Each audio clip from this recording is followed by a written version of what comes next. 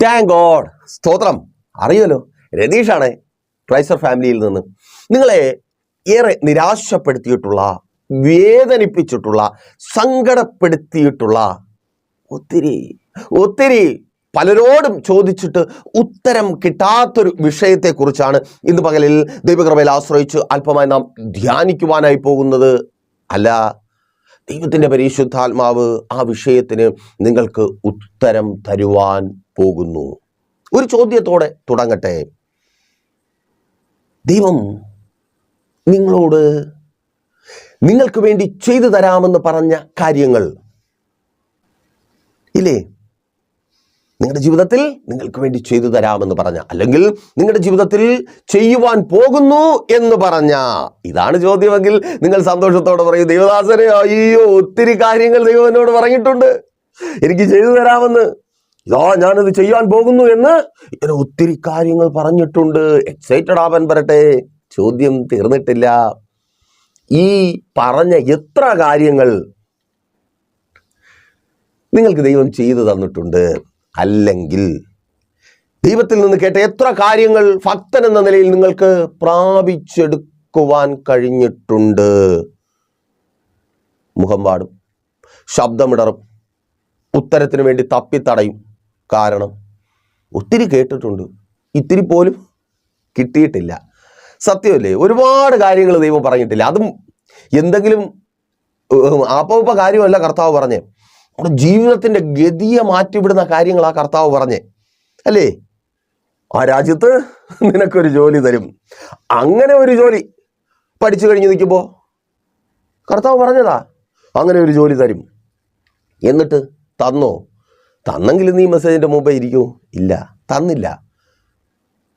ദൈവം പറഞ്ഞതാ, തരാമെന്ന് പറഞ്ഞതാ, ആ സ്ഥാപനത്തിൽ തരാമെന്ന് പറഞ്ഞതാ, ആ പോസ്റ്റിലുള്ള ജോലി തരാമെന്ന് പറഞ്ഞതാ, അவ்விധത്തിൽ അനുഗ്രഹിക്കപ്പെടുന്ന ജോലി തരാമെന്ന് പറഞ്ഞതാ, അല്ലേ സഹോദര സഹോദരി? അങ്ങനെ പറഞ്ഞതുകൊണ്ടാണ് വിറ്റുമറക്കി കടം വാങ്ങിച്ച് നീ ആ രാജ്യത്തേക്ക് കടന്നു പോയത്. ഇല്ലെങ്കിൽ പോകത്തില്ല. ദൈവം പറഞ്ഞു, അത് തരാമെന്ന് പറഞ്ഞു, നീ അതിൽ വിശ്വസിച്ചു, അല്ലേ സഹോദരി? വിശ്വസിച്ചത് കൊണ്ടല്ലേ ആ വീട്ടിനകത്ത് പോയി കയറിയത്. കർത്താവ് പറഞ്ഞു, ഇതുവരെയുള്ളതിൻ്റെ ജീവിതം ഇത് മാറുന്ന, ഈ ഞെരുക്കം ഇല്ലായ്മയൊക്കെ മാറുന്ന, നിനക്ക് സന്തോഷമായി ജീവിക്കുവാൻ കഴിയുന്ന ഒരു കുടുംബജീവിതം ഞാൻ തരാം. സഹോദരി, നീ കരയുകയാണ്. ദൈവം പറഞ്ഞിട്ടാ നീ ഇറങ്ങി പുറപ്പെട്ടത്. സ്തോത്രം. ദൈവം നിന്നോട് പറഞ്ഞതാ, ഇല്ലേ? അനുഗ്രഹിക്കപ്പെട്ടൊരു ജീവിതം നിനക്ക് തരാമെന്ന്. നിന്റെ ഈ അവസ്ഥ മാറുന്ന ഒത്തിരി സഹിച്ചതാ, അല്ലേ?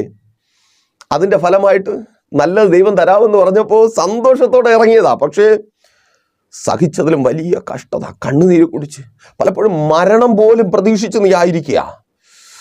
സ്തോത്രം. നിന്റെ ചോദ്യത്തിനുള്ള ഉത്തരമാ. ആമേൻ.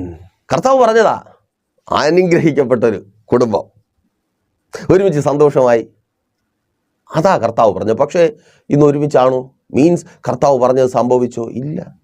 സഹോദരി, മാതാവേ, പ്രിയ പിതാവേ, കർത്താവ് അതല്ലേ പറഞ്ഞേ? ആ ജോലി, ആ രാജ്യത്ത് നിന്റെ തലമുറ പോകും. അതിനുവേണ്ടിയല്ലേ കടം വാങ്ങിയും പലിശക്കെടുത്തും ആ കോഴ്സിൽ ചേർത്ത് അവരെ പഠിപ്പിച്ചേ. എന്നിട്ട് പോയില്ല എന്നത് പോട്ടെ, കോഴ്സ് കംപ്ലീറ്റ് ആയോ? ആ ഡിഗ്രിക്കാരനായോ? സ്തോത്രം. പറയണ്ട, അല്ലേ? ചിലർക്കൊക്കെ ഇപ്പോൾ ഇറിറ്റേഷൻ ആവുന്നുണ്ട്. ഒന്ന് മറന്നു വന്നതാ. ഈ കാലമാടം വന്നിരുന്ന്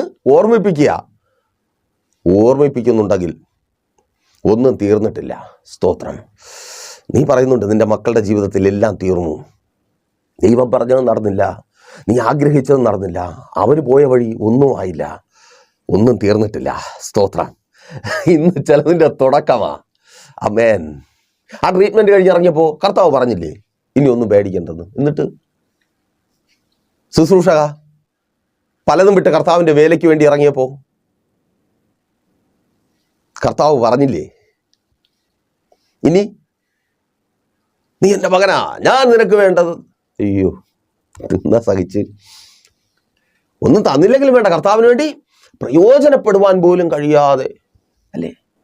ഇങ്ങനെ പറഞ്ഞിട്ടുണ്ട് ഒത്തിരി കാര്യങ്ങൾ. പക്ഷേ അതൊക്കെ ദൈവം നിറവേറ്റി തന്നോ എന്ന് ചോദിച്ചാൽ അവിടെ ആ വിഷയം. അപ്പോൾ എന്തുകൊണ്ട് ദൈവം പറഞ്ഞ കാര്യങ്ങൾ നിറവേറ്റി തരുന്നില്ല, അതേക്കുറിച്ച് നമ്മൾ ചിന്തിക്കേണ്ടിയിരിക്കുന്നു.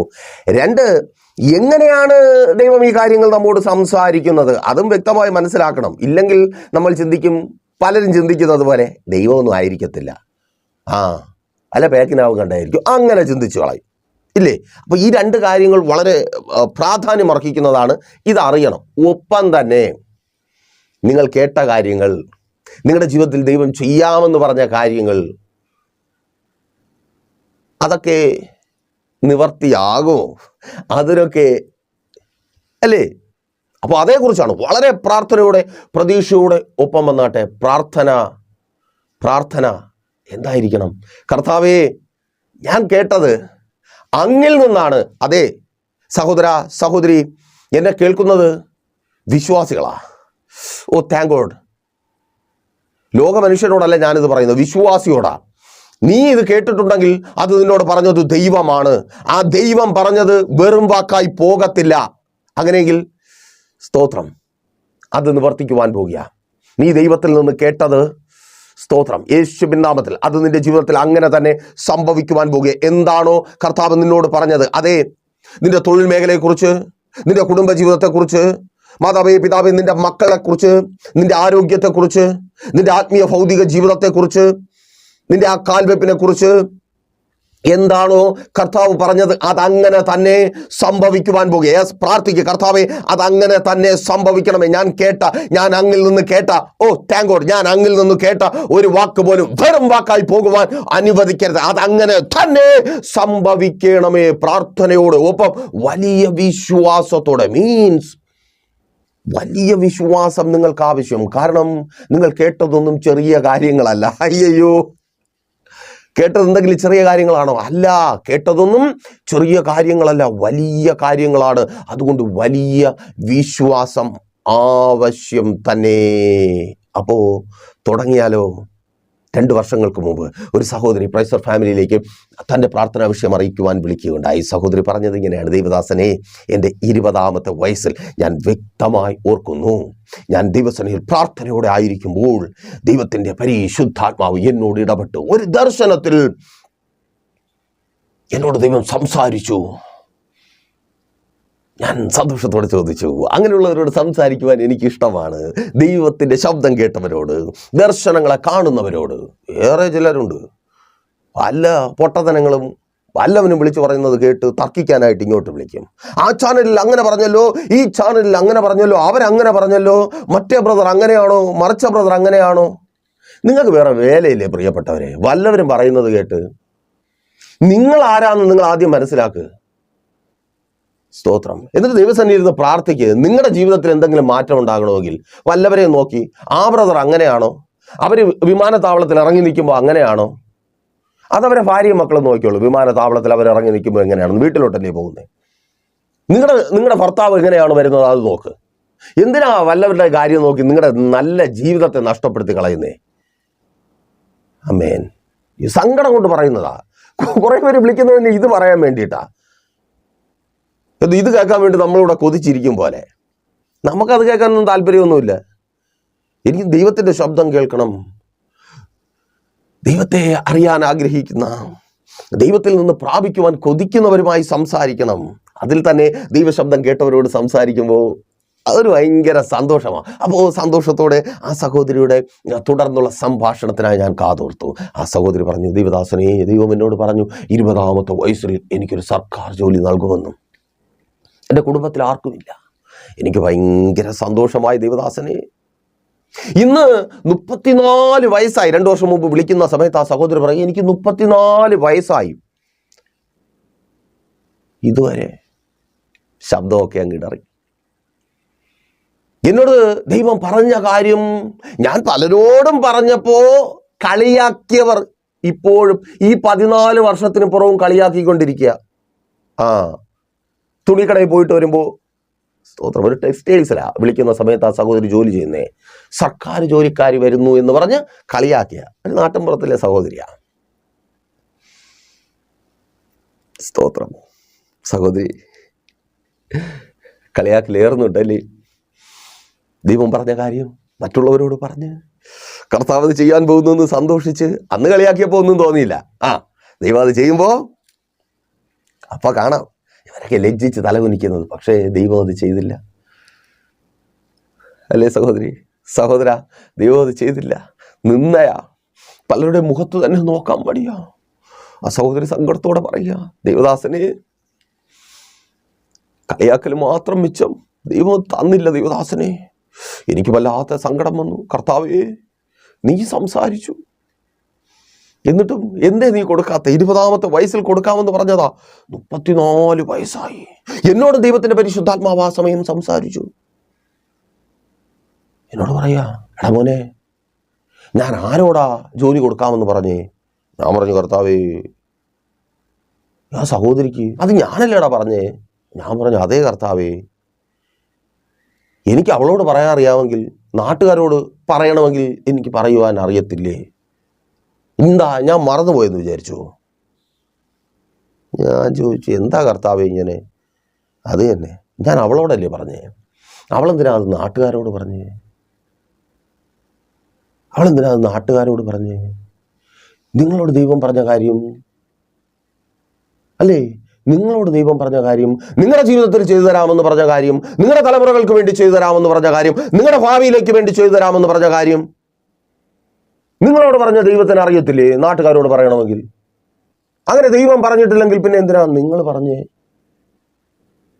അപ്പോൾ പലരും ചോദിക്കും, എന്തിനാ ദൈവദാസനെ ദേഷ്യപ്പെടുന്നത്? അല്ല, എന്തിനാ പറഞ്ഞേ? അങ്ങനെ പറയുമ്പോൾ എന്താ സംഭവിക്കുന്നേ? വർഷം 10-14 കഴിഞ്ഞു. ഉൽപ്പത്തി പുസ്തകം 37-ാം അധ്യായം 11-ാമത്തെ വാക്യത്തിൽ അവിടെ ഈ വിധത്തിൽ രേഖപ്പെടുത്തിയിരിക്കുന്നു, അവൻ്റെ സഹോദരന്മാർക്ക് അവനോട് അസൂയ തോന്നി. ദൈവം ഈ സഹോദരന്മാരുടെ സഹോദരനായ യോസേഫിനെ ഒരു ദർശനം കാണിച്ചു. ആ ദർശനം ഈ സഹോദരൻ തൻ്റെ സഹോദരന്മാരോട് പറഞ്ഞു. വചനം പറയുന്നു, അവർക്ക് അസൂയ തോന്നി. നിങ്ങളോട് ദൈവം പറയുന്ന, നിങ്ങളുടെ ജീവിതത്തിൽ ചെയ്യുവാൻ പോകുന്ന കാര്യത്തെക്കുറിച്ച് ദൈവം പറയുമ്പോൾ, അത് നിങ്ങൾ മറ്റുള്ളവരോട് പറയുമ്പോൾ അവർക്ക് അസൂയ തോന്നും. അസൂയയുടെ ഫലമോ ആ സഹോദരിയുടെ നീണ്ട 14 വർഷം നഷ്ടമായി. ആ നഷ്ടത്തെക്കുറിച്ച് പറയുവാൻ എനിക്ക് താല്പര്യമില്ല. ഇന്ന് എഡ്യൂക്കേഷൻ ഡിപ്പാർട്ട്മെൻറ്റിൽ നല്ലൊരു ജോലിയിൽ, നല്ലൊരു പോസ്റ്റിൽ ആ സഹോദരി ഇരിക്കുക. അതുകൊണ്ടാണ് ഇത് സാക്ഷ്യമായി നിങ്ങളുമായി പങ്കുവച്ചത്. ആ ദർശനം നിവർത്തിക്കപ്പെട്ടു. പക്ഷേ നീണ്ട 14 വർഷം നഷ്ടപ്പെട്ടു. കാരണം അവളിൽ നിന്ന്, അവളുടെ ജീവിതത്തിൽ, ആ ദേശത്തിൽ, അവളുടെ കുടുംബത്തിൽ ആർക്കും കിട്ടിയിട്ടില്ലാത്തത് കിട്ടുവാൻ പോകുന്നു എന്ന് കേട്ട് അനേകർക്ക് അസൂയ തോന്നി. അതേ, നിങ്ങളുടെ ജീവിതത്തിൽ ദൈവം ചെയ്യുവാൻ പോകുന്നത് നിങ്ങൾ വളരെ സന്തോഷത്തോടെ മറ്റുള്ളവരോട് വിളിച്ചു പറഞ്ഞപ്പോൾ പലർക്കും നിങ്ങളോട് അസൂയ തോന്നി. ആ അസൂയയുടെ ഫലമാണ് എടുത്തു വച്ച പാസ്പോർട്ട് അങ്ങനെ തന്നെ ഇരിക്കുന്നില്ലേ? അതാ കർത്താവ് പറഞ്ഞിട്ടാ പാസ്പോർട്ട് എടുത്തേ, പക്ഷെ അതങ്ങനെ തന്നെ ഇരിപ്പുണ്ട്. ആ ജോലി കിട്ടി, എന്നിട്ട് വല്ല പ്രയോജനവും ഉണ്ടോ? അല്ലേ സഹോദരി? കർത്താവ് പറഞ്ഞിട്ടാ പഠിക്കാൻ വിട്ടേ, പക്ഷേ ആ പഠിത്തം കൊണ്ട് എന്തെങ്കിലും പ്രയോജനമുണ്ടോ? മക്കളുടെ കാര്യമാണ്. അവരെവിടെയെങ്കിലും എത്തിയോ? അവരെന്തെങ്കിലും ആയോ? കേൾക്കുന്നതിന് മുമ്പേ പറയാനായിരുന്നു വെപ്രാളം. പ്രിയരേ, അനേകർ ദൈവത്തിൽ നിന്ന് കേട്ടത് പ്രാപിച്ചെടുക്കുവാൻ കഴിയാതെ നിങ്ങളെപ്പോലെ കരയുന്നതിന് കാരണം നിങ്ങളോട് പറഞ്ഞത് നിങ്ങൾ വെളിപ്പെടുത്തുന്നു. അത് തെറ്റാണ്. ആ തെറ്റിൻ്റെ ഫലമാണ്. നോക്കൂ, വചനം പറയുന്നു 37-ാം അധ്യായം അങ്ങനെ തുടർന്ന് വായിക്കുമ്പോൾ, ഉൽപ്പത്തി പുസ്തകമാണ് കേട്ടോ, യോസേഫ് പൊട്ടക്കുഴിക്കകത്ത് കിടക്കുക, മീൻസ് പൊട്ട കിണറിനകത്ത് കിടക്കുക. കിണറാണ്, പക്ഷെ വെള്ളമില്ല. പേര് കിണറാണ്, കിണർ, പക്ഷെ ഫ്രണ്ടിൽ ഒരു പൊട്ട കൂടെയുണ്ട്. ആമേൻ. കിണറാണ്, പക്ഷെ വെള്ളമില്ല. കിണറാണ്, വെള്ളമില്ല, പലതുമൊക്കെയാണ്, പക്ഷേ പ്രയോജനമില്ല, ഒരു ഗുണവുമില്ല. ആമേൻ. ഭയങ്കര വിദ്യാഭ്യാസമൊക്കെ ഉണ്ട്, പക്ഷെ എന്തെങ്കിലും ഗുണമുണ്ടോ? നിന്റെ കുടുംബത്തിൽ മറ്റാർക്കും ഇല്ലാത്ത വിദ്യാഭ്യാസമുണ്ട്, എല്ലാം ഉണ്ട്. മക്കളെക്കുറിച്ചാണ് പറയുന്നത്. എന്തെങ്കിലും ഗുണം ഇന്ന് വരെ ആ മക്കളെ കൊണ്ടുണ്ടായിട്ടുണ്ടോ? ഭയങ്കര ബുദ്ധിയാണ്, മുടിഞ്ഞ ബുദ്ധിയ, കാഞ്ഞ ബുദ്ധിയ, നാട്ടുഭാഷയെ പറഞ്ഞ. പക്ഷേ എന്തെങ്കിലും പ്രയോജനം ആ ബുദ്ധി കൊണ്ട് ഉണ്ടായിട്ടുണ്ടോ?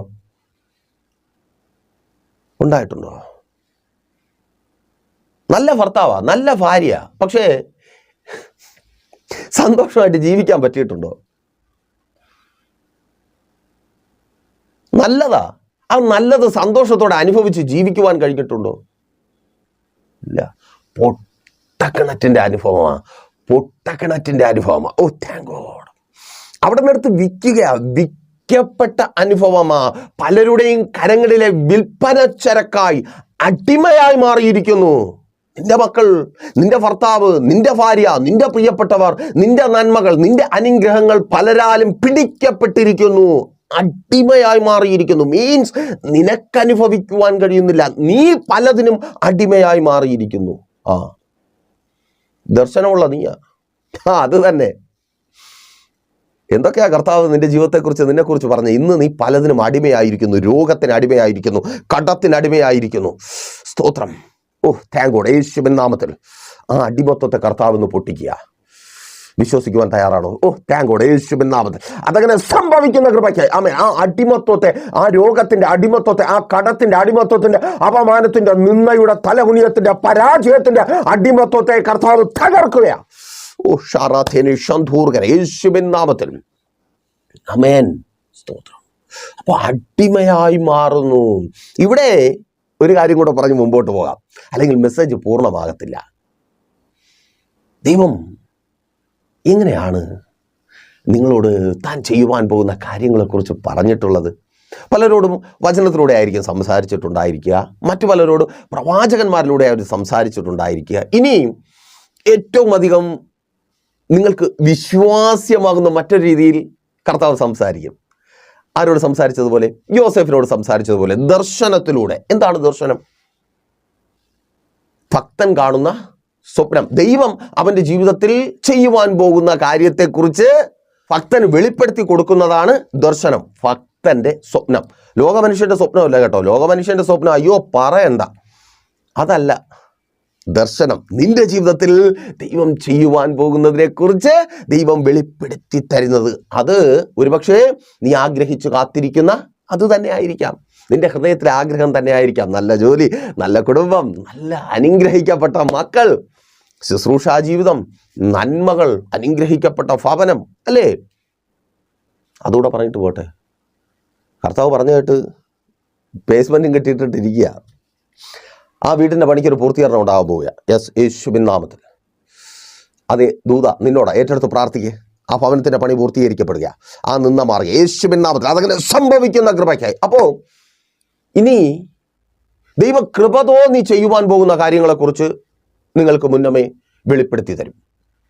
കൃപ തോന്നി എന്ന് പറഞ്ഞാൽ നിങ്ങൾ അർഹിക്കാത്ത, അല്ലെങ്കിൽ നിങ്ങൾക്ക് യാതൊരു യോഗ്യതയുമില്ലാത്ത കാര്യത്തെക്കുറിച്ച് കർത്താവ് നിങ്ങൾക്ക് വെളിപ്പെടുത്തി തരും. പലപ്പോഴും നിങ്ങൾ വണ്ടറടിച്ചു പോകും, അയ്യോ കർത്താവ് ഇതെനിക്ക് വേണ്ടി ചെയ്യാൻ പോവുകയാണോ, അതിന് ഞാൻ എന്തുള്ളൂ എന്ന് ഭക്തൻ ചിന്തിക്കുന്ന അളവിലുള്ള കാര്യം. ഇനി നിങ്ങൾക്ക് വേണ്ടിയുള്ള നിങ്ങളുടെ പ്രിയപ്പെട്ടവരുടെ പ്രാർത്ഥനയ്ക്ക്, അവിക്ഷിതന്മാരുടെ പ്രാർത്ഥനയ്ക്ക് മറുപടിയായി ദൈവം നിങ്ങളുടെ ജീവിതത്തിൽ പലതും ചെയ്തു തരാമെന്ന് അറിയിക്കും, അല്ലെങ്കിൽ താൻ ചെയ്യുവാൻ പോകുന്നതിനെ കുറിച്ച് അറിയിക്കും.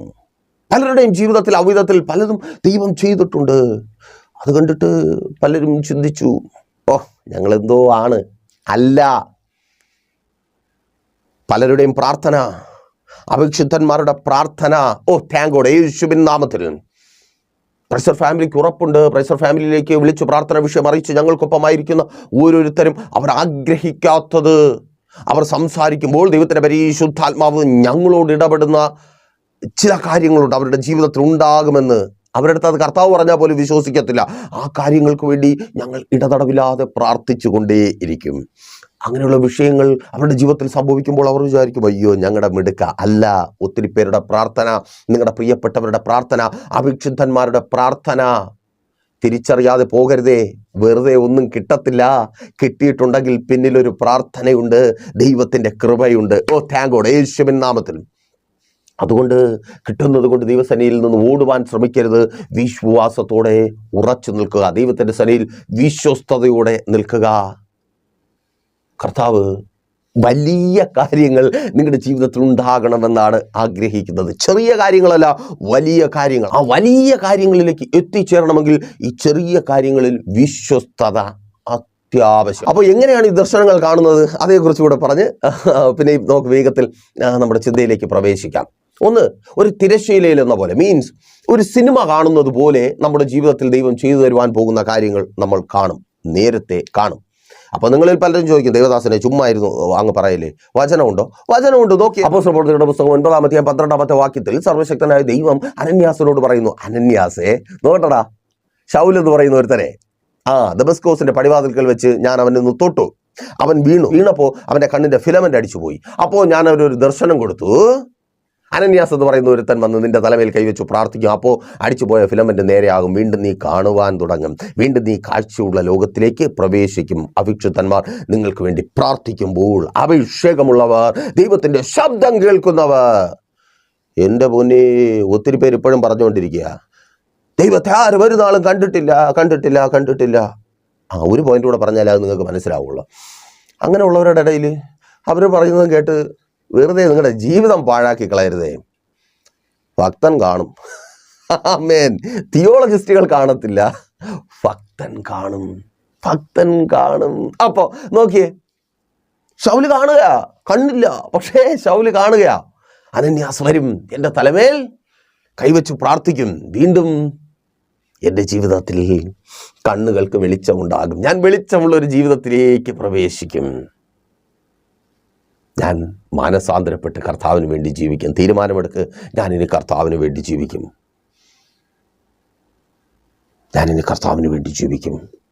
നിന്റെ തീരുമാനം പുതിയൊരു വെളിച്ചമുള്ള ലോകം നിനക്ക് സമ്മാനിക്കും. ആ തൊഴിലിടത്തിൽ, കുടുംബജീവിതത്തിൽ, സഹോദര സഹോദരി, മക്കളെ, പ്രാർത്ഥിക്കും. തൊട്ടത് നീ ചിലത് വിടേണ്ടതുകൊണ്ടാണ്, നീ മാറേണ്ടതുകൊണ്ടാണ്. ശൗലായി നീ തുടരരുത്, നീ പൗലോസ് ആകണമെന്ന് കർത്താവ് ആഗ്രഹിക്കുക. ഓ താങ്ക് ഗോഡ്, യേശുവിൻ നാമത്തിൽ. സഹോദരി, നീ പൗലോസ് ആകണമെന്ന് കർത്താവ് ആഗ്രഹിക്കുക. നിന്നെ കർത്താവിന് ആവശ്യമുണ്ട്. ആ ദേശത്തിൽ അനേക കുടുംബങ്ങളിൽ കർത്താവിന് ആവശ്യമുണ്ട്. അതുകൊണ്ടാണ് തൊട്ടത്. ആമേൻ. അതുകൊണ്ടാണ് ഇപ്പോൾ നീ ദൈവത്തിൻ്റെ ശബ്ദം കേട്ടുകൊണ്ടിരിക്കുന്നത്. അപ്പോൾ പൗലോസ് തിരശ്ശീലയിൽ എന്ന പോലെ അത് കണ്ടു. ഈ വിധത്തിൽ പല സ്ഥലങ്ങളിലും പോകുമ്പോൾ, പ്രാർത്ഥനയ്ക്കായിട്ട് പോകുമ്പോൾ ഞാൻ എക്സൈറ്റഡ് ആയി പോകാറുണ്ട്. അത് കണ്ടിട്ട് എൻ്റെ ഭാര്യ ചോദിക്കും, നിങ്ങളെന്താ വെച്ചാൽ ഈ പന്തം കണ്ട പരിചാഴി പോലെ നിൽക്കുന്നത്? കാരണം ആ വീട്ടിലേക്ക് പോകുന്നതിനും ചില ദിവസങ്ങൾക്ക് മുമ്പ് പ്രാർത്ഥനാ മുറിയിൽ ദൈവത്തിൻ്റെ പരിശുദ്ധാത്മാവ് ആ വീടിനെ എനിക്ക് കാണിച്ചു തരും. ആ വീട്ടിനകത്ത് ഫർണിച്ചർ അറേഞ്ച് ചെയ്തിരിക്കുന്നത്, ഞാൻ ഇരിക്കുന്നത്, എൻ്റെ മുമ്പിൽ ഇരിക്കുന്ന ആൾ സംസാരിക്കുന്ന കാര്യം. അപ്പോൾ ഇങ്ങനെ എക്സൈറ്റഡ് ആയിട്ടായിരിക്കും ഞാനിരിക്കുന്നത്. കാരണം പറയുന്ന ആള്, ദേവദാസനോട് ഇപ്പം പറയുന്നു, ഇനി ദേവദാസൻ പ്രാർത്ഥിക്കും. അപ്പോൾ ഉള്ളിനകത്തൊരു ചിരിയ, നിങ്ങളീ പറയാൻ പോകുന്ന കാര്യത്തിന് ഞാൻ നേരത്തെ പ്രാർത്ഥിച്ചിട്ടാ വന്നത്. നമ്മുടെ ദൈവം എത്ര വലിയവനല്ലേ, ദൈവം കാണിച്ചു തരുമെന്നേ. ആമേൻ. കണ്ണ് ദൈവത്തിങ്കിലേക്കായിരിക്കണം. സ്തോത്രം. അപ്പോൾ ഇതൊക്കെ പറയുമ്പോൾ പല പുള്ളികളുണ്ട് അങ്ങ് തർക്കിച്ച് വാദിച്ച് കൊല്ലാൻ വേണ്ടി വരും. ഈ തർക്കവും വാദമാണ് അവരുടെ കണ്ണിൽ വേറൊന്നും കാണാതാക്കി മാറ്റിയത്, ഇരുട്ട് കയറുമാറാക്കിയത്. അങ്ങനെ തന്നെ ഇരിക്കട്ടെ, അത് നല്ലതാണ്. ഇങ്ങനെയുള്ള ചിലരുള്ളതാണല്ലോ ഭക്തന്മാർക്ക് നല്ലത്. ആമേൻ. അടുത്ത്, ദർശനത്തിലൂടെ ദൈവം നിങ്ങളോട് സംസാരിക്കും. അത് തന്നെ നോക്കൂ, 9-ാം അധ്യായം 10-ാമത്തെ വാക്യം, അപ്പോസ്തലപ്രവൃത്തിയുടെ പുസ്തകം തന്നെ കേട്ടോ. ദൈവം വന്നിട്ട് അനന്യാസിനോട് സംസാരിക്കുക. അനന്യാസേ, അവിടെ ഒരുത്തൻ, അത് തന്നെ ചാരമായി മാറാതെ ആ മുൾപ്പടപ്പ് കത്തുമ്പോൾ അതിനകത്ത് ദൈവം നിന്ന് സംസാരിക്കുക. ഭക്തൻ ദൈവത്തെ കാണുമെന്നേ. സ്തോത്രം. അതാ പറഞ്ഞ ഞാൻ, ഭക്തൻ ദൈവത്തെ കാണും. നീ ഭക്തനാണോ? നീ ദൈവത്തെ കാണും. ദൈവം നിന്നോട് സംസാരിച്ചിട്ടുണ്ട്, ഇനിയും സംസാരിക്കും. നിന്റെ ജീവിതം മാറുന്ന ആട്ടിടയനിൽ നിന്ന് 30 ലക്ഷത്തെ നയിക്കുവാൻ ശക്തനായ ലീഡറായി, ഗ്രേറ്റ് ലീഡറായി മോശയെ മാറ്റിയ വർത്തമാനം. മോശ കേട്ട ദൈവത്തിൻ്റെ ശബ്ദം, അതേ ആ ശബ്ദം ദൈവത്തെ കണ്ട് അവനിൽ നിന്ന് തന്നെ നിങ്ങൾ കേൾക്കും. ഇനി മൂന്നാമതായി ചില ഉപമാനങ്ങളിലൂടെ ദൈവം നിങ്ങളോട് സംസാരിക്കും. നോക്കൂ, അപ്പോസ്തലപ്രവൃത്തികളുടെ തന്നെ പുസ്തകം 10-ാം അധ്യായം 9 മുതൽ 16 വരെയുള്ള കാര്യങ്ങളിൽ ആകാശം തുറന്നിരിക്കുന്നു, ഒരു തുപ്പട്ട ഇറങ്ങി വരുന്നു. അത് തന്നെ പത്രോസ് കണ്ട ആ ദർശനത്തിൻ്റെ അർത്ഥം വ്യാഖ്യാനിക്കേണ്ടത് ആവശ്യം. പത്രോസിന് ദൈവം തന്നെ വ്യാഖ്യാനിച്ചു നൽകി. അങ്ങനെ ഉപമാനങ്ങളിലൂടെ നിങ്ങൾ കാണും. തീർന്നില്ല. ഇനി ചില അടയാളങ്ങൾ, ചില മുദ്രകൾ, ചില സംഖ്യകൾ, ചില ജീവികൾ ചില വസ്തുക്കൾ, ഇതൊക്കെ ദർശനത്തിൽ നിങ്ങൾ കാണും. അത് വ്യാഖ്യാനിച്ചാൽ ദൈവം നിങ്ങളുടെ ജീവിതത്തിൽ ചെയ്യുവാൻ പോകുന്നത് അല്ലെങ്കിൽ നിങ്ങളുടെ ജീവിതത്തിൽ നടന്നുകൊണ്ടിരിക്കുന്ന കാര്യങ്ങളെക്കുറിച്ചുള്ള വെളിപ്പെടുത്തലാണെന്ന് തിരിച്ചറിയുവാനായിട്ട് കഴിയും. ആമേൻ. വചനാടിസ്ഥാനത്തിൽ തന്നെ അത് വ്യക്തമായിട്ട് മനസ്സിലാക്കുവാനായി കഴിയും. നോക്കൂ, ഒരു സഹോദരി പ്രൈസർ ഫാമിലിയിലേക്ക് വിളിച്ചിട്ട് പറഞ്ഞൊരു കാര്യമുണ്ട്. ദൈവദാസനെ, ഞാൻ ഈ ഇടയ്ക്കായി രാത്രികളിൽ സർപ്പത്തെ സ്വപ്നം കാണുന്നു. ഞാൻ പെട്ടെന്ന് ആ സഹോദരിയോട് ചോദിച്ചു, സഹോദരി, ആ സ്വപ്നം കാണുവാൻ തുടങ്ങിയതിന് ശേഷം വീട്ടിനകത്ത് എന്തെങ്കിലും മാറ്റമുണ്ടോ? ആ സഹോദരി പറഞ്ഞു, എന്നും വഴക്കാ ദൈവദാസനെ. ഞാൻ പറഞ്ഞു, അത് തന്നെയാണ്, ദൈവം നിനക്കത് കാണിച്ചു തന്നതാണ്. സർപ്പം കലഹമാണ്, കലക്കമാണ്, തർക്കമാണ്. ചിലർ കാണുന്നുണ്ട്. നോക്ക് വീട്ടിനകത്ത് എന്താ സംഭവിക്കുന്നത്. ഓ താങ്ക് ഗോഡ്, ആ ബന്ധനം അഴിയുക, പ്രാർത്ഥിക്കുക യേശുവിൻ നാമത്തിൽ. അതങ്ങനെ സംഭവിക്കുന്ന കൃപയ്ക്കായി. ആമേൻ. പിന്നെ ചില വസ്തുക്കളെ കാണിച്ചുകൊണ്ട്, ഇപ്പോൾ നോക്കുക, അബ്രഹാമിന് ദർശനത്തിൽ ദൈവം ആകാശത്തിലെ നക്ഷത്രങ്ങളെയും കടൽ തീരത്തെ മണൽത്തരിയും കാണിക്കുകയാണ്. എന്നിട്ട് ദൈവം തന്നെ അതിനെ വ്യാഖ്യാനിച്ചു കൊടുക്കുക. ഈ ആകാശത്തിലെ നക്ഷത്രത്തെ പോലെ എണ്ണുവാൻ കഴിയാത്ത വിധത്തിൽ എണ്ണത്തിൽ പെരുപ്പമുള്ള, കടൽ തീരത്തെ മണൽത്തരി പോലെ എണ്ണത്തിൽ പെരുപ്പമുള്ള. അബ്രഹാമിന് അത് എണ്ണാൻ പറ്റത്തില്ല. കാരണം ഇന്ന് ഞാനും വിശ്വാസികളുടെ പിതാവായ അബ്രഹാമിൻ്റെ വിശ്വാസിയായ മകനാണ്. അപ്പോൾ ദൈവം, അവൻ ചെറിയ കാര്യങ്ങളുടെ ദൈവമല്ല, വലിയ കാര്യങ്ങളുടെ ദൈവമാണ്. ഓ താങ്ക് ഗോഡ്, യേശുവിൻ നാമത്തിൽ. അപ്പോൾ ദൈവം അങ്ങനെ സംസാരിക്കാറുണ്ട്. ഇനി ചില സംഖ്യകൾ, അത് തന്നെ, ചില സംഖ്യകൾ എടുത്തെടുത്ത് നിങ്ങളെ കാണിക്കും ഇല്ലേ? ചില സംഖ്യകൾ ഇങ്ങനെ. ആമേൻ. വചനാടിസ്ഥാനത്തിൽ തന്നെ. ചുമ്മാ എന്തിനാ ഞാൻ പറയുന്നേ? പിന്നെ എനിക്കെന്താ ജോലി? വചനാടിസ്ഥാനത്തിൽ തന്നെ പറയുന്നേ, ചുമ്മാ ഒന്നും പറയത്തില്ല. ചില സംഖ്യകൾ നിങ്ങൾ കാണുമ്പോൾ അത് ദർശനമാണ്. നിങ്ങളുടെ ജീവിതത്തിൽ സംഭവിക്കുവാൻ പോകുന്ന ചിലതിനെക്കുറിച്ചുള്ള വെളിപ്പെടുത്തൽ തന്നെ. ഒരു സഹോദരൻ, ആ സഹോദരൻ വിളിച്ചിട്ട് പറഞ്ഞു, ദൈവദാസനെ, 5 എന്ന സംഖ്യ എന്ന് ദൈവത്തിൻ്റെ പരിശുദ്ധാത്മാവ് എടുത്തെടുത്ത് കാണിക്കുന്നു. പെട്ടെന്ന് 5 എന്ന സംഖ്യയുടെ സ്തോത്രം, അതിൻ്റെ ദൈവശാസ്ത്രം തപ്പി പുസ്തകവും എടുത്ത് കണക്ക് പുസ്തകം നോക്കി വെച്ചിരിക്കേണ്ട കാര്യമില്ല. അത് സിമ്പിളാണ്. 5 കൃപയുടെ സംഖ്യയാണ്. മനസ്സിലാക്കി വെച്ചോ, 5 കൃപയുടെ സംഖ്യയാണ്. 5 ദിവസം കൊണ്ട് ദൈവം ഈ ഭൂമിയിൽ സകലത്തെയും സൃഷ്ടിച്ചു. ആർക്ക് വേണ്ടി? മനുഷ്യന് വേണ്ടി. എന്തെങ്കിലും മനുഷ്യൻ ദൈവത്തോട് പറഞ്ഞതുകൊണ്ടോ ചോദിച്ചതുകൊണ്ടോ മനുഷ്യൻ പ്രാപിച്ചെടുത്തതാണോ? അല്ല. അവൻ സൃഷ്ടിക്കപ്പെടും മുമ്പേ അവന് വേണ്ടിയുള്ള ദൈവത്തിൻ്റെ കരുതൽ, കൃപ, സ്തോത്രം. അവൻ്റെ മിടുക്ക് കൊണ്ടല്ല, അവൻ്റെ കഴിവ് കൊണ്ടല്ല. അതെ, നമുക്ക് വേണ്ടതെല്ലാം ദൈവം നമുക്ക് മുമ്പേ സൃഷ്ടിച്ചൊരുക്കി വെച്ചിട്ടുണ്ട്. ദൈവത്തിൻ്റെ കൃപ, ആ കൃപയിലാ പലരും നിൽക്കുന്നേ. അപ്പോൾ 5 കൃപയുടെ സംഖ്യയാണ്. അപ്പോൾ അതിൻ്റെ റിസൾട്ട് എന്താണ്? ഞാൻ പറഞ്ഞു, ദൈവദാസനെ, നീ അർഹിക്കാത്ത, നിനക്ക് യോഗ്യതയില്ലാത്തൊരു കാര്യം നിന്റെ ജീവിതത്തിൽ സംഭവിക്കുവാൻ പോകും. അതെന്താണെന്ന് ഞാൻ പറയത്തില്ല. നാളെ തൊട്ട് ആ വിഷയത്തിന് വേണ്ടി പ്രാർത്ഥിക്കാനായിട്ട് വിളിച്ചുകൊണ്ടിരിക്കും. അയ്യോ, അതുകൊണ്ട് അത് പറയുന്നില്ല. ബുദ്ധിയുള്ളവർ മനസ്സിലാക്കിയോ? ആ സഹോദരൻ്റെ ജീവിതത്തിൽ അത് സംഭവിച്ചു. ചിരിക്കുകയാണോ കരയുകയാണോ എന്നറിയാതെ ആ സഹോദരൻ വിളിച്ചു പറഞ്ഞു. അപ്പോൾ കാണുന്ന ഓരോ സംഖ്യകളും ഇങ്ങനെ പല നിലകളിലാണ് കർത്താവ് നിങ്ങളോട് സംസാരിക്കുന്നത്. യോസേഫിനോട് അടയാളങ്ങളിലൂടെയാ സംസാരിച്ചത്. സൂര്യനും ചന്ദ്രനും എല്ലാം കൂടെ. അത് തന്നെ 37-ാം അധ്യായം വായിച്ചു നോക്ക്. അപ്പോൾ എന്താ സംഭവിച്ചേ? ഇത് ദൈവം നിങ്ങളോട് പറയുന്നത് രഹസ്യമാക്കി വെക്കണം. പുറത്താരോട് പറയരുത്. ഒരു വ്യാഖ്യാനം ആവശ്യമുണ്ടെങ്കിൽ അഭിഷേകമുള്ള ദൈവദാസനോട് സംസാരിക്കുക. അവൻ നിങ്ങൾക്ക് വേണ്ടി പ്രാർത്ഥിക്കും. ആമേൻ.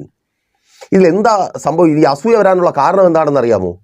നിങ്ങൾ വിളിച്ചിട്ട് നോക്ക്, ഞാനേ ദൈവത്തിൻ്റെ ശബ്ദം കേട്ടു, ദൈവം എന്നോട് സംസാരിച്ചു, എൻ്റെ മോളെ ഡോക്ടറാക്കാമെന്ന്. ഇതാരോടാ പറയുന്നത്? 10ാം ക്ലാസ്സിൽ 4 A+ എങ്കിലും ഉണ്ടാക്കിയെടുക്കാൻ വേണ്ടി കഷ്ടപ്പെട്ടുകൊണ്ടിരിക്കുന്ന മക്കൾക്ക് ഒരു 4 A+ എങ്കിലും കിട്ടിയെങ്കിൽ കൊള്ളാമായിരുന്നു എന്ന് പറഞ്ഞ് അതിനുവേണ്ടി പെടാപ്പാട് പെട്ടുകൊണ്ടിരിക്കുന്ന അവരോടാ പറയുന്നത്, എൻ്റെ മോളെ ഞാൻ ഡോക്ടറാക്കും, ദൈവം അതെന്നോട് സംസാരിച്ചു, നീ ആക്കിയതും തന്നെ. ഇതാണ് പ്രശ്നം. അപ്പോൾ ഇത് കേൾക്കുന്നവർ ഏതവസ്ഥയിലായിരിക്കുന്നു എന്ന് നിങ്ങൾ തിരിച്ചറിയണം. ആമേൻ. തിരിച്ചറിയുന്നവർക്കായി ഞാൻ ദൈവത്തെ സ്തുതിക്കുന്നു. സ്തോത്രം. അവനെ നല്ലതൊന്നും ഇല്ലാതിരിക്കുക, അവൻ്റെ അടുത്താണ് പോയി നിങ്ങളുടെ ദർശനവും കൊണ്ട്. ഒന്ന് ആലോചിച്ച് നോക്ക്. അത് രഹസ്യമാക്കി വയ്ക്കുക. പ്രിയരെ, അത് പരസ്യപ്പെടുത്തിയാണ് നിങ്ങൾക്ക് ഇത്രയും അധികം പണി കിട്ടിയത്. ഇനി പരസ്യപ്പെടുത്തൽ വേണ്ട. സ്തോത്രം. അപ്പോൾ നിങ്ങൾ ചിന്തിക്കുക, ദൈവദാസനെ പരസ്യപ്പെടുത്തിയതുകൊണ്ട് നഷ്ടമായി പോയോ? നഷ്ടമായി പോയില്ല, കഷ്ടപ്പെട്ടു, അത്ര മാത്രമേ ഉള്ളൂ. ഓ താങ്ക് ഗോഡ്. ആ കഷ്ടതയ്ക്ക് കർത്താവ് അറുതി വരുത്തുവാൻ പോകുക. നിങ്ങളോട് പറഞ്ഞത് കർത്താവ് നിവർത്തിക്കുവാൻ പോകുക. കാരണം ദർശനം കർത്താവിൻ്റെതാ. ഓ സ്തോത്രം. അതിനെ അങ്ങനെ അസൂയ കൊണ്ടൊന്നും തകർത്ത് കളയാൻ കഴിയത്തില്ല. സഹോദരന്മാരുടെ അടുത്ത് പൊട്ടക്കുഴിയിലിട്ടാലും പൊട്ടക്കിണറ്റിലിട്ടാലും വിറ്റ് കളഞ്ഞാലും കാരാഗ്രഹത്തിന് അകത്തായാലും ആ ദർശനം അതിനൊന്നും സംഭവിക്കത്തില്ല. പക്ഷെ കഷ്ടത, അയ്യോ, നരക ജീവിതമല്ലേ 17 വയസ്സ് മുതൽ ആ ചെറുക്ക അനുഭവിച്ചേ. കാരണം വിളിച്ചു പറഞ്ഞതുകൊണ്ടാ. വിളിച്ചു പറയരുതേ. ആ വിധത്തിലുള്ള കഷ്ടതയ്ക്ക് കർത്താവിന് അറുതി വരുത്തുവാൻ പോകുക. പ്രാർത്ഥിക്ക്. ഞാൻ ഇപ്പോൾ നിങ്ങൾക്ക് വേണ്ടി പ്രാർത്ഥിക്കുവാൻ പോകുക. സ്തോത്രം. നീ കേട്ട ആ ഓരോ വാഗ്ദത്തങ്ങളെയും സ്തോത്രം അത് ഉള്ളിലേക്ക് കൊണ്ടുവന്നേ. മറന്നുപോയ വാഗ്ദത്തങ്ങളൊക്കെ ഉണ്ട്, അതൊക്കെ ഉള്ളിലേക്ക് കൊണ്ടുവന്നേ. ആ ദൈവശബ്ദം പിന്നെ ഒന്നുകൂടെ ആ ദൈവശബ്ദം കേൾക്ക്. അതങ്ങനെ സംഭവിക്കുവാൻ പോകുക. യെസ്, നിന്നോട് കർത്താവ് പറഞ്ഞ ജോലി, യെസ്, യേശുവിൻ നാമത്തിൽ അതങ്ങനെ സംഭവിക്കുന്ന കൃപയ്ക്ക്. ആ രാജ്യത്ത് സഹോദര സഹോദരി നീ കടന്നുപോയി ഇന്ന് കഷ്ടത അനുഭവിക്കുന്ന ആ രാജ്യത്ത് കർത്താവ് നിന്നോട് പറഞ്ഞ ആ ജോലി നിനക്ക്, ഓ താങ്ക് ഗോഡ്, യേശുവിൻ നാമത്തിൽ അതങ്ങനെ സംഭവിക്കുന്ന കൃപയ്ക്ക്. ആ തടസ്സം മാറിപ്പോകുക. ജോലി മേലുള്ള ആ തടസ്സം, തൊഴിൽ മേഖലയ്ക്ക് വിരോധമായി വാദിച്ചു വെല്ലുവിളിക്കുന്ന ശത്രുവിന്റെ പദ്ധതികളും യേശുവിൻ നാമത്തിൽ ദൈവശബ്ദത്തിനൊത്തവണ്ണം നിനക്ക് ചെയ്തു തരാമെന്ന് കർത്താവ് പറഞ്ഞതിനൊത്തവണ്ണം, ഓ താങ്ക് ഗോഡ്, നിന്റെ യോഗ്യതയ്ക്കൊത്തവണ്ണമല്ല കർത്താവ് സംസാരിച്ചതിനൊത്തവണ്ണമുള്ളത് അത് നിന്റെ ജീവിതത്തിൽ കർത്താവ് തരുവാൻ പോകുക. ആമേൻ, ആമേൻ, ആമേൻ. പ്രാർത്ഥിക്കുക. ആ കഷ്ടതയ്ക്ക് അറുതി വരുത്തുവാൻ പോകുക. പറഞ്ഞ് കഷ്ടപ്പെട്ടവർ, കുടുംബ ജീവിതത്തെക്കുറിച്ച്, നിന്റെ ഭർത്താവിനെ കുറിച്ച്, അയ്യോ എനിക്ക് ഇങ്ങനെ ഒരു ഭർത്താവിനെ കിട്ടി, അയ്യോ പറഞ്ഞ് നരക തുല്യമായി തീർന്ന ജീവിതം അനുഭവിക്കുന്ന സഹോദരി, നിന്നോട് തന്നെ ആ അവസ്ഥയ്ക്ക് മാറ്റം വരുവാൻ പോകുക. യേശുവിൻ നാമത്തിൽ പൊട്ടക്കുഴിയിൽ നിന്നും, ഓ സ്തോത്രം, തന്റെ ദർശനത്തിലേക്ക് നടന്നു കയറി യോസേഫിനെ പോലെ നീ വാഗ്ദത്തത്തിലേക്ക് നടന്നു കയറുവാൻ പോകുക. ദൈവശബ്ദം കേട്ട ആ ആലോചനയിലേക്ക്, സ്തോത്രം, കർത്താവ് നിന്നോട് സംസാരിച്ച ആ വാഗ്ദത്തത്തിലേക്ക് നീ നടന്നു കയറുവാൻ പോകുക. യേശുവിൻ നാമത്തിൽ അതങ്ങനെ സംഭവിക്കുന്ന കൃപയ്ക്കായി കുടുംബജീവിതം അനുഗ്രഹിക്കപ്പെടുക. അതിന്റെ തകർച്ചകൾ മാറിപ്പോകുക. ഭർത്താവ്, ഓ സ്തോത്രം, ഭാര്യ സ്നേഹത്തിൽ ഐക്യതയിൽ ചേർന്ന് വരിക. കുടുംബജീവിതത്തിനകത്ത് കലക്കമിട്ട് വാദിച്ചു വെല്ലുവിളിക്കുന്ന ശത്രുവിന്റെ പദ്ധതികൾ തകർക്കപ്പെടുക. ആമേൻ. ആരോഗ്യമുള്ള ശരീരം, നീ ജോലി ചെയ്ത് നിന്റെ മക്കളുടെ കാര്യം ഇനിയും നോക്കും, മക്കളുടെ വിവാഹം നടത്തും. ആമേൻ, ആമേൻ, ആമേൻ. ആ ഭവനത്തിന്റെ പണി പൂർത്തീകരിക്കും. നീ ജോലി ചെയ്തിട്ട് തന്നെ അവരുടെ വിദ്യാഭ്യാസം. പ്രാർത്ഥിക്കുക. യേശുവിൻ നാമത്തിൽ ആ ദൈവശബ്ദം നിറവേറുക. വിളിച്ചു പറഞ്ഞ് അടി വാങ്ങി കൂട്ടിയത് മതി. ഓ സ്തോത്രം. ഇന്ന് ചിലരോട് കർത്താവ് മറ്റു ചിലത് സംസാരിക്കുവാൻ പോകുക. ആമേൻ, ആമേൻ, ആമേൻ. ഹല്ലേലൂയ. സ്തോത്രം. ഏറ്റെടുത്ത് പ്രാർത്ഥിക്കുക. നീ ദൈവശബ്ദം കേൾക്കുക. Oh thank you Lord. യേശുവിൻ നാമത്തിൽ രഹസ്യത്തിൽ വെച്ച് പ്രാർത്ഥിക്കുക. സ്തോത്രം. കർത്താവ് ഇരുത്തേണ്ട സ്ഥാനത്ത് ഇരുത്തുമ്പോൾ അറിയേണ്ടവരൊക്കെ അറിഞ്ഞോളും. ആമേൻ. Thank you Lord. Thank you Jesus. ഓ ഷാറാഥ്യനെ ഷന്ധൂർഗന സൗഖ്യമാകട്ടെ യേശുവിൻ നാമത്തിൽ. അതങ്ങനെ സംഭവിക്കുന്ന കൃപയ്ക്കായി തലമുറകൾ വിടുവിക്കപ്പെടുക. അവരുടെ ഭാവിയെക്കുറിച്ച് നീ കണ്ട സ്വപ്നം, ദർശനം, ദൈവം നിന്നോട് സംസാരിച്ച് അത് നിറവേറുവാൻ ആ ഡിഗ്രി നിന്റെ തലമുറയുടെ പേരിന് പിന്നിൽ ചേർക്കപ്പെടുക. ഓ അതിനെ തടഞ്ഞു വെക്കുന്ന സകല വെല്ലുവിളികളും അഴിഞ്ഞു മാറുക. ആ ഡിഗ്രിക്കാരനായി യേശുവിൻ നാമത്തിൽ ആ കോഴ്സ് കംപ്ലീറ്റ് ചെയ്ത് ആ സ്ഥാപനത്തിൽ പഠിച്ച് ആ വിധത്തിൽ മാനിക്കപ്പെട്ട, ആ വിധത്തിൽ അനുഗ്രഹിക്കപ്പെട്ട, താങ്ക് യു ലോർഡ്, അതങ്ങനെ സംഭവിക്കുന്ന കൃപയ്ക്കായി. ആമേൻ, ആമേൻ. ആത്മീയ ജീവിതം ആ വിധത്തിൽ പണിയപ്പെട്ട് പ്രാർത്ഥിച്ചാട്ടെ. ആത്മീയ ജീവിതങ്ങൾ പണിയപ്പെടുക. തകർന്നുപോയ ആത്മീയ ജീവിതങ്ങൾ, പ്രാർത്ഥനാ ജീവിതങ്ങൾ, ശുശ്രൂഷാ ജീവിതങ്ങൾ, സഹോദരി പ്രാർത്ഥിക്ക്, പണിയപ്പെടുക. ദേശത്തിന് മധ്യത്തിൽ കർത്താവിൻ്റെ പേരിനോട് ഒപ്പം പേര് ചേർത്ത് പറയുവാൻ തക്കവണ്ണം നിന്നോട് കർത്താവ് സംസാരിച്ചത് അതങ്ങനെ സംഭവിക്കുക. കർത്താവ് പറഞ്ഞിട്ട് തുടങ്ങിയ ഭവനത്തിന്റെ പണി പൂർത്തീകരിക്കപ്പെടുക. യാസ്, വഴി തുറക്കപ്പെടുക. ആമേൻ. യേശുവിൻ നാമത്തിൽ വസ്തു വാങ്ങുക, അഡ്വാൻസ് കൊടുത്ത വസ്തു വാങ്ങുക, വാഹനം വാങ്ങുക, ആ കടഭാരത്തിൽ നിന്ന് കർത്താവ് പുറത്തു കൊണ്ടുവരിക, വഴി തുറക്കുക. യാസ്, ആ ബിസിനസ് അനുഗ്രഹിക്കപ്പെടുക. ആമേൻ, ആമേൻ, ആമേൻ. സ്വദേശത്തും വിദേശത്തും ബാധിക്കപ്പെട്ടവർ വിടുവിക്കപ്പെടുക. നിങ്ങളോട് കർത്താവ് സംസാരിച്ചത്, യെസ്, യേശുവിൻ നാമത്തിൽ അത് നിറവേറുക. ഇന്നത്തെ സാഹചര്യം നോക്കണ്ട, ഇന്നത്തെ അവസ്ഥ നോക്കണ്ട, അവിടെ കർത്താവ് മാനിക്കുക.